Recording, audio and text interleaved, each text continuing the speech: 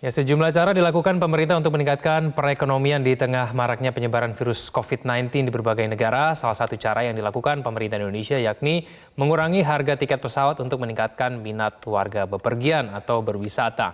Untuk membahas terkait dengan kebijakan ini sudah bersama dengan kami pegiat pariwisata Wesley Darwin. Mas Way, apa kabar? Selamat pagi, Mas. Selamat pagi, Mas. Sehat?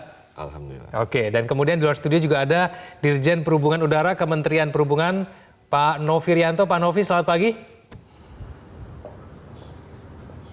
Selamat pagi, Pak. Pak Novi, apakah sudah ada evaluasi dan juga perhitungan efektivitas dari insentif yang diberikan beberapa waktu yang lalu dari pemerintah Republik Indonesia supaya mendorong masyarakat untuk melakukan bepergian, Pak?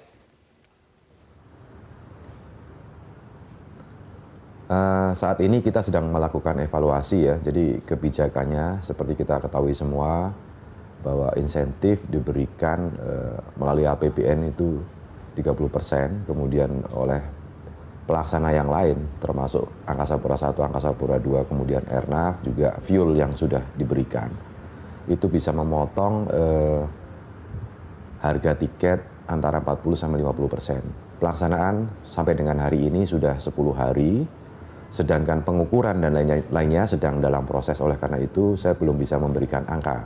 Tapi secara global kita tahu bahwa pergerakan pesawat yang ada di Soekarno-Hatta dan Bali mengalami penurunan, tetapi untuk Soekarno-Hatta hanya sedikit. Tadi kita mendapatkan data juga. Intinya bahwa mudah-mudahan efektivitas stimulus ini bisa tetap merangsang kepada masyarakat untuk melakukan perjalanan.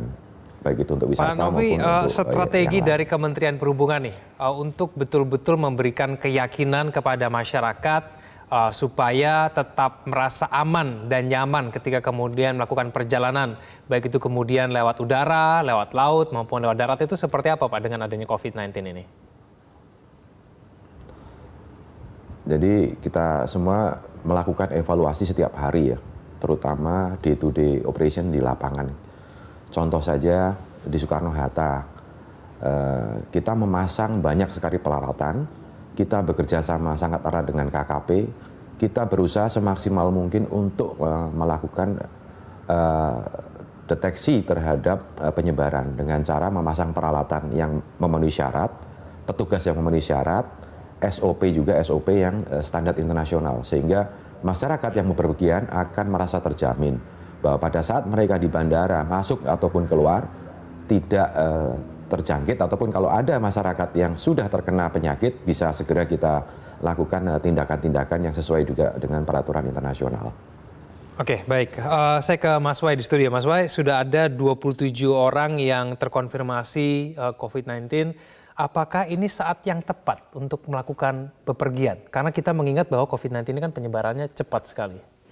Ya, saya rasa kalau misalnya dilihat di setiap ada krisis pasti ada momentum kan. Momentumnya ini buat siapapun yang ada di ekosistem pariwisata. Ya. Untuk pemerintah mungkin ini waktu yang tepat untuk mempercepat lagi menggarap pengembangan 10 Bali baru, mungkin proyek-proyek infrastruktur. Ya. Untuk pemain di industri penyedia jasa, mungkin ini adalah satu momentum bagus untuk melihat-lihat kira-kira inovasi apa yang bisa diciptakan gitu. Supaya di masa krisis seperti ini ketika kepepet ya mungkin harus dilihat tentang inovasi marketing baru dan sebagainya. Dan untuk di ekosistem pariwisata sendiri kalau misalnya kita lihat tentang traveler, saya justru ngelihat ini juga satu momentum bagus buat kita berpergian. Ini momentum yang bagus untuk bepergian. Kenapa, Mas May? Karena ada insentif yang diberikan oleh pemerintah. Kan? Harga mungkin semakin turun. Terus kalau misalnya dilihat, kalau misalnya kita pergi ke destinasi-destinasi unggulan, seperti kayak misalnya ke Lombok atau enggak ke Jogja dan yang lain-lain, mungkin banyak hotel-hotel yang tadinya harganya mahal, sekarang lebih murah. Cuma pastinya memang harus kita tetap waspada. Kan gini, COVID-19 kan membuat orang takut pergi ke keramaian. Pergi ke tempat-tempat yang banyak orang di situ, katakanlah itu bandara, lalu kemudian ke tempat-tempat yang mungkin sebetulnya itu merupakan tempat wisata, Mas May. bagaimana kemudian supaya orang masih bisa tetap yakin bisa melakukan bepergian dengan aman dan nyaman dengan kondisi seperti saat ini, Mas Wan? Ya, jadi kalau saat ini kami di industri bekerja sama juga dengan pemain-pemain di ekosistem, dengan startup-startup. Justru sekarang lagi mencoba untuk membuat sebuah campaign, tourism recovery campaign yang berhubungan dengan yang mengajak gitu bahwa now is actually the time to travel gitu. Oke. Karena kalau misalnya kita mau cari happiness itu ada di spektrum di ujung yang satu lagi ketimbang fear itu kan, takut. Jadi daripada panik, mendingan kita piknik sekarang. Pikniknya kemana? Ya tempat-tempat yang nggak rame gitu. Kayak misalnya kita ke gunung, kita mungkin ke pulau, ke ke sawah. Tetap gitu. menghindari keramaian juga ya sebenarnya, Mas Wan, ya? Dan itu kan saya lihat yang jadi mungkin jadi kebutuhan ya buat masyarakat sekarang gitu. Ketika nggak ada virus seperti ini aja, tetap banyak orang yang tinggal di urban yang stres kan. Jadinya kalau misalnya stres ya kita ngapain? Kita piknik gitu kan.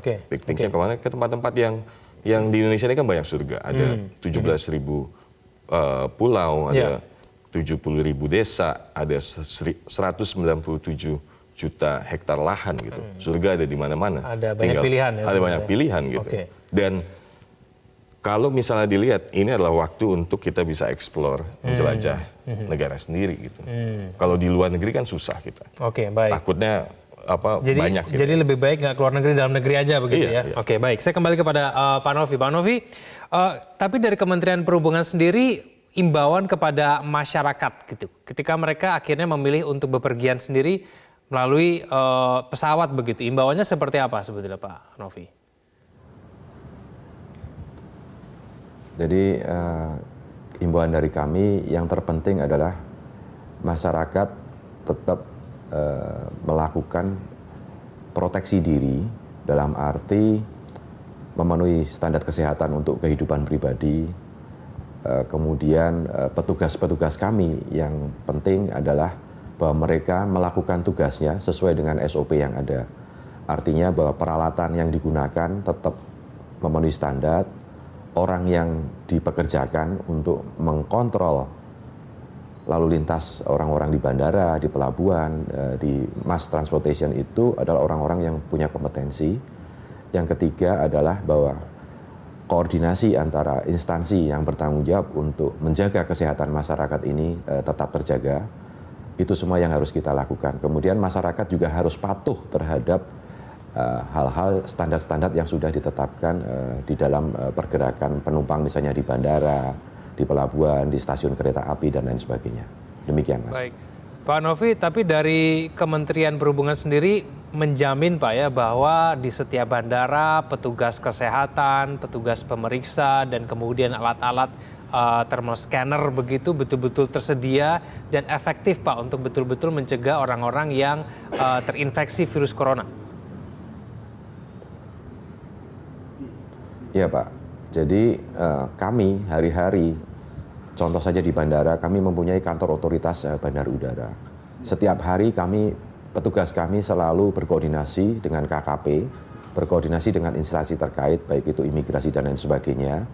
Itu bekerja siang dan malam, bekerja secara maksimal, dan saya juga mengawasi mereka supaya hal-hal yang terkait dengan pencegahan, penularan dan lain sebagainya ini bisa kita minimalisasi semaksimal mungkin. Jadi intinya adalah kita bekerja untuk menjamin bahwa travelers kita, para pariwisatawan kita bisa terjamin, khususnya untuk yang domestik saat ini. Karena kita tahu semua bahwa umroh masih berhenti, internasional juga banyak yang berkurang. Jadi domestik ini betul-betul kita galakkan untuk bisa sampai ke sana. Tentu saja pemerintah dan seluruh stakeholder penerbangan kita bekerja keras untuk bisa mewujudkan ini dengan menjamin bekerja keras maksimal dan menjamin penularan ini tidak terjadi kemana-mana. Mas Wai, dengan adanya insentif dari pemerintah, diskon tiket pesawat begitu, lalu kemudian ada pemeriksaan thermal scanner di bandara-bandara internasional, apakah menurut Mas Wai ini sudah cukup memberikan rasa aman dan nyaman begitu buat kita yang mungkin berencana untuk bepergian, tapi masih agak sedikit takut begitu ya ketika kemudian melakukan perjalanan via udara, bagaimana? Ya, saya rasa situasi seperti ini memang bisa bawa impact yang besar tentang bagaimana kita bisa travel secara aman dan nyaman. Dan ini mungkin bisa dijadikan sebagai kayak wake up call gitu untuk pemain di ekosistem pariwisata, termasuk juga pemerintah gitu. Ketika dihadapi oleh masalah kayak gini, mestinya ada suatu prevention mekanisme yang sistematik gitu ya. Jadi kayak misalnya saya minggu lalu ketika berpergian dari Halim saya ke Solo, terus saya pulang dari Jogja ke Halim, itu saya nggak ngelihat sama sekali ada kayak thermal scanner yang tadi dibilang gitu. Nggak ada sama sekali. Jadi kita jalan aja gitu. Mestinya kan ada ataupun nggak ada virus atau wabah seperti ini, memang seharusnya kita sudah waktunya memikirkan tentang ini. Saya ngelihat kebandingin lah, contohnya kayak waktu 9/11. Setelah 9/11 itu kan kita ngelihat airport security itu jadi lebih meningkat kan. Mau ada mau nggak ada ya tetap rute manapun ya. Iya, rute manapun tetap ada standar protokol yang di enforce gitu, supaya orang tuh seenggaknya memang rasanya aman gitu, dan nyaman ketika berpergian gitu, nggak bertanya-tanya, nggak segala macam. Memang risih sih memang, cuma kan it works. Ya kan? Dan itu sebetulnya dengan adanya thermal scanner itu justru membuat orang merasa lebih aman gitu ya? Iya, saya rasa lebih tahu juga kan. Dan tadi yang kita bicarakan juga adalah sebetulnya kan orang kalau mau berpergian ya dia harus lebih smart lah sekarang. Pergi ke tempat-tempat yang mungkin nggak rame gitu ya. Terus yang kedua, safety protokol harus di enforce juga. Kayak misalnya dia setiap pergi ya harus cuci tangan segala macam, dan kalau mungkin pakai public transportation ya harus lebih waspada lah dengan sekitarnya gitu, di lap atau dibersihkan gitu. Dan yang ketiga, don't be ignorant juga gitu. Kalau misalnya memang kita merasa kita sakit, ya kita nggak usah bawa penyakitnya ke tempat lain kan. Dan saya di rumah atau kemudian ke rumah sakit begitu. Harus sadar sendiri dan jangan ignore. Baik, saya kembali kepada Pak Novi. Pak Novi, apakah ada pemeriksaan thermal scanner di rute dalam negeri? Ini cerita dari Mas Wai sendiri, nggak ada tuh thermal scanner, dan ini bisa membuat orang panik, bertanya-tanya, wah jangan-jangan ada orang bawa virus tapi kemudian tidak terdeteksi, meskipun itu penerbangan dalam negeri. Bagaimana Pak Novi? Ya, jadi kita tetap terus ya berkoordinasi dengan kementerian-kementerian yang lain dalam rangka memobilisasi peralatan, memobilisasi personil juga. Jadi kita berusaha semaksimal mungkin untuk terus meningkatkan jumlah peralatan maupun jumlah personil di bandara, sehingga diharapkan tidak hanya, tadinya kan terbatas hanya untuk international arrival. Sekarang untuk keberangkatan pun kita akan upayakan untuk bisa memasang peralatan sebanyak-banyaknya, mendeploy personil kita sebanyak-banyaknya. Jadi kita berusaha keras sekali untuk bisa sampai ke sana. Semuanya mudah-mudahan bisa kita penuhi. Baik, Pak Novi, kalau misalnya memang sampai sekarang industri pariwisata ataupun orang yang bepergian melalui udara masih minim begitu, apakah ada upaya lain ataupun strategi lain yang mungkin saat ini sedang dirancang oleh pemerintah supaya betul-betul bisa mendorong sektor pariwisata, orang bisa tetap bepergian, tetap merasa aman dan nyaman? Jadi kami tidak bisa bekerja sendirian, Pak ya. Dari sisi transportasi, kami berkoordinasi sangat erat dengan Kementerian Pariwisata. Kita membuat program bersama-sama. Kemudian juga Kementerian Kesehatan harapannya juga bersama-sama dengan kita untuk bisa meyakinkan kepada seluruh masyarakat bahwa dengan international traveling ini turun, bisa diisi oleh traveler-traveler kita yang dari domestik, sehingga dengan kerjasama yang erat antara ketiga kementerian tersebut, koordinasi yang baik, kita bisa meyakinkan kepada masyarakat semua bahwa berpariwisata di Indonesia tetap terjaga, tidak mendapatkan kesulitan-kesulitan. Juga yang paling penting lagi adalah bahwa orang berpariwisata itu kan tidak hanya menggunakan pesawat, Pak, menggunakan bus, kemudian mereka ada di hotel, mereka melakukan wisata kuliner, semuanya bisa terjamin. Untuk bisa menjamin seperti itu, tentu saja kita harus bekerja sama antar kementerian dan semua stakeholder yang terlibat di dalamnya. Program itu yang akan kita galakkan ke sananya. Demikian, Mas. Mas Wai, bepergian yang smart dan aman itu yang paling aman dan paling smart sekarang itu bagaimana sih? Ya, saya rasa banyak ya. Kayak misalnya, let's say kita ngomongin tentang avoid the crowd kan, gak usah berada di keramaian. Jadi kalau misalnya kita ngelihat di jadwal penerbangan, misalnya kita mau pergi dari sini ke Makassar atau enggak mungkin ke Bali, ke Lombok, mungkin kita lihat jam-jam yang enggak peak hour gitu ya. Sama lah kalau misalnya kita berpergian mungkin commuting lewat pakai kereta kan. Supaya aman mungkin ya perginya pakai jam-jam yang lagi kosong gitu. Bukan weekend kali ya, mungkin weekdays juga bisa ya. Dan mungkin itu lebih smart karena lebih murah kan harganya bisa jadi. Kalau misalnya tiket pesawat ya. Jadi banyaklah saya rasa tips-tips yang bisa dilakukan gitu. Tapi kalau saya sih tetap ngelihat kayak safety protokol, kayak misalnya bawa sanitizer, sering-sering bersih tangan itu jadi penting juga. Ya, ada yang lebih aman nggak?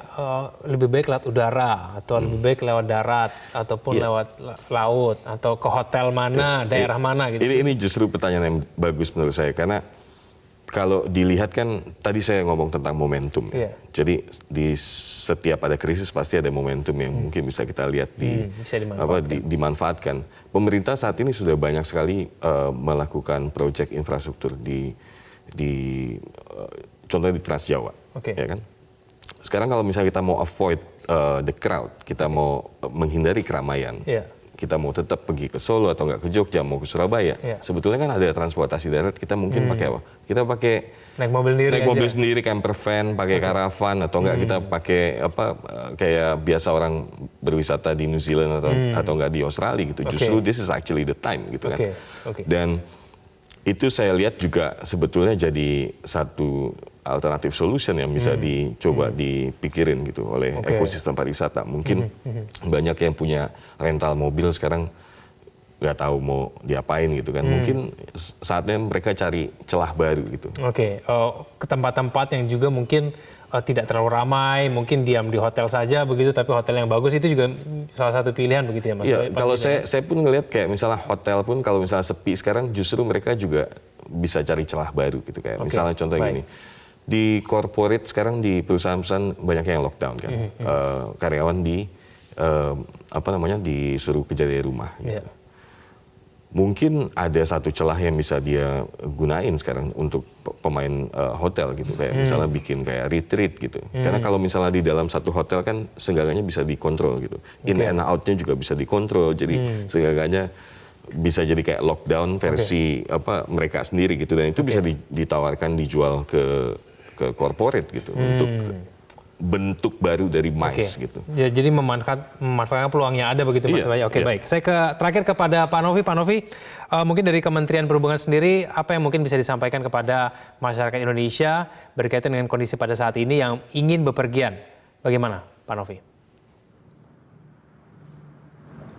Jadi pesan kami adalah bahwa masyarakat silahkan bepergian, kami akan menjaga, kami akan memfasilitasi, kami akan melayani masyarakat bepergian secara maksimal, baik itu menggunakan kereta api, menggunakan pesawat udara, menggunakan kapal, bahkan untuk kendaraan pribadi.